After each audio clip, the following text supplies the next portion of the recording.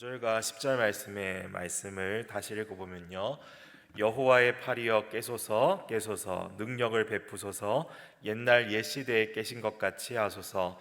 라합을 점이시고 용을 찌르시니가 어찌 주가 아니시며 바다를 넓고 깊은 물을 말리시고 바다 깊은 곳에 길을 내어 구속받은 자들을 건너게 하시니가 어찌 주가 아니시니까 하고 말씀하고 있습니다. 하나님께서 고난 당하는 이스라엘에게 이 51장에 보면 아브라함이 받은 그 약속을 떠올리게 하셨습니다. 그들에게 복을 주어 창성하게 하셨고 황폐한 곳을 에덴같이 여호와의 동산 같게 하셨음을 말씀하고 있습니다. 그 속에는 기쁨과 감사와 즐거움의 노래가 가득하였다라고 말합니다. 이 51장은 고난 중에 포로 생활을 하고 있는 자들에게 주시는 회복의 메시지이죠. 그리고 다시 한번 그들에게 구원을 베푸실 것을 계속해서 말씀하는 것입니다. 이런 가운데 선지자는 하나님께 9절에 보면 탄원의 메시지를 전합니다. 옛 신화를 인용하면서 여호와께서 옛적의 혼돈과 악의 세력을 상징하는 라합을 물리쳐 주시고 그렇게 물리쳐 주셨듯이 이스라엘을 괴롭히는 이 현재의 악한 세력을 또한 물리쳐 달라고 그렇게 간구하며 탄원하는 것입니다. 그래서 그들이 시온 즉 예루살렘으로 돌아와서 다시 한번 하나님을 찬양하고 회복하는 이 공동체의 모습을 소망하고 기대하고 있습니다. 선지자는 여호와의 팔 즉 전능하신 하나님의 팔을 재촉하여 연거푸 2번이나 깨소서 깨소서 하고 호소하고 있습니다. 선지자는 라합과 용과 같은 단어를 언급하면서 이 라합은 애굽의 이 시적인 이름으로 또한 알려져 있는 단어입니다. 그래서 30장 7절에도 이미 나온 적이 있는데 애굽의 도움이 헛되고 무익하니라 그러므로 내가 애굽을 가만히 앉은 라합이라 일컬었느니라 라고 이렇게 말한 적이 있습니다. 사실 라합은 창조 질서에 대적하는 혼돈의 세력을 상징하는 의미입니다. 이 바다 괴물로 떠올리면 되는데 말하자면 출애굽 당시에 애굽 군대를 홍해에서 물리치신 사건을 떠올리게 하는 시적 동의어로 또한 여기서는 사용되어지고 있습니다. 그래서 용은 그리고 이 용이라는 이 단어는 문자적으로 또한 악어를 가리키는 말입니다. 특히 애굽을 상징하는 동물이기도 한데요, 애굽 왕 바로를 가리킬 때 또 이렇게 사용되는 단어라고 합니다. 이 라합과 용 그리고 10절에서는 바다라는 이 단어가 나옵니다. 특정한 주제를 우리가 이렇게 떠올릴 수 있는 바로 그러한 의미들로 사용되고 있는데 이것은 바로 출애굽 사건을 또한 의미하고 있습니다.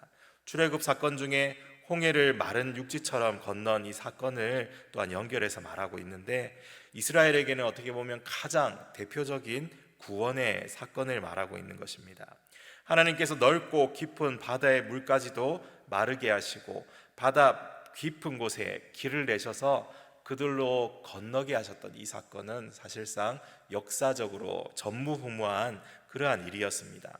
이 시대의 가장 강력한 애굽의 군대는 여호와의 구원 앞에 무력하게도 바닷물에 수장되어 버렸죠. 이것은 여호와의 강한 팔이 세상의 가장 강한 권세를 물리치신 대표적인 이 사건 중에 하나입니다. 이런 사건을 경험한 이스라엘은 어떻게 했습니까? 모세의 누이 미리암과 여인들이 이스라엘 백성 앞으로 뛰쳐나와서 구원의 노래를 부르며 감사와 감격과 또한 기쁨이 충만하게 되지 않았습니까? 바로 이러한 사건처럼 앞으로 바벨론 포로에서 귀환하게 될 그들도 이 구원의 노래를 부르며 기쁨과 감사와 감격이 넘쳐나게 될 것을 바라보고 있습니다. 그게 또한 11절이죠. 11절 말씀에 보면 여호와께 구속받은 자들이 돌아와 노래하며 시온으로 돌아오니 영원한 기쁨이 그들의 머리 위에 있고 슬픔과 탄식이 달아나리이다. 아멘. 하나님께서 곧 그들을 해방시켜 시온으로 돌아가게 할 것이며 그들은 그곳에 돌아와 영원한 기쁨을 누리고 그들이 이전에 가지고 있었던 그 슬픔과 탄식이 사라지게 될 것을 말씀하고 있습니다. 그러면서 주님은 자신만이 참된 위로자 되시며 구원자 되심을 이어지는 12절을 통해서 이렇게 밝히시죠. 12절 말씀에 이르시되 너희를 위로하는 자는 나 곧 나이니라. 너는 어떠한 자이기에 죽을 사람을 두려워하며 풀같이 될 사람의 아들을 두려워하느냐. 이 말씀은 계속해서 반복되어져 온 구원의 역사를 경험하고도 그들이 사람을 두려워하고 하나님을 신뢰하지 못하는 것을 또한 안타까워하시는 하나님의 또한 음성일 것입니다. 세상을 창조하신 분을 너희가 어찌 잊어버리고 왜 세상을 두려워하느냐 하시는 것이죠. 하나님께서는 그들이 포로에서 놓이며 죽지도 않을 것이고 구덩이로 내려가지도 않을 것이고 양식이 부족하지도 않을 것이라고 또한 약속하십니다. 이 일은 바다를 휘저어서 그 물결을 뒤흔들게 하시는 여호와 하나님께서 또한 이루어 가시는 것입니다. 그분의 이름은 만군의 여호와라 또한 그렇게 가르쳐주고 계십니다. 만군의 여호와는 어떤 분이십니까? 하늘과 우주와 지상의 모든 세력과 군대를 총망라하는 이 하나님의 이 통치권을 말하고 있는 것입니다. 이런 여호와께서 인도하시면 어떠한 위기도 극복할 수 있고 어떤 문제도 해결할 수 있음을 또한 보여주고 있는 단어인 것이죠. 그들은 주께서 지키시는 백성이며 그 손의 그늘 아래로 모으시는 보호하시는 자들이기 때문에 앞으로 일어날 어떤 일도 두려워하지 않고 오직 주를 신뢰함으로 시온을 향해 나아가면 되는 것입니다. 이렇게 오늘 본문은 선지자의 탄원에 대한 하나님의 즉각적인 응답을 말씀하고 있습니다. 하나님은 자신이 세상을 창조한 창조주이시며 백성들을 구원할 구원자이심을 강조하십니다. 그래서 반드시 자기 백성을 악과 혼돈으로부터 구원하실 것을 또한 바라보라 또한 약속하고 계십니다. 하나님은 풀과 같이 사라질 인생이 아니시고 또 세상을 창조하신 창조의 하나님이십니다. 또 세상의 이 억압자들, 이 권세자들을 멸망시키시고 그의 백성을 구원할 구원자이십니다. 그러므로 이스라엘에 대한 위로의 말씀과 그들이 당하는 고난이 이제 끝날 것임을 이렇게 말씀하고 있습니다. 사랑하는 성도 여러분, 하나님은 자기 백성을 위로하시는 이 위로자이십니다.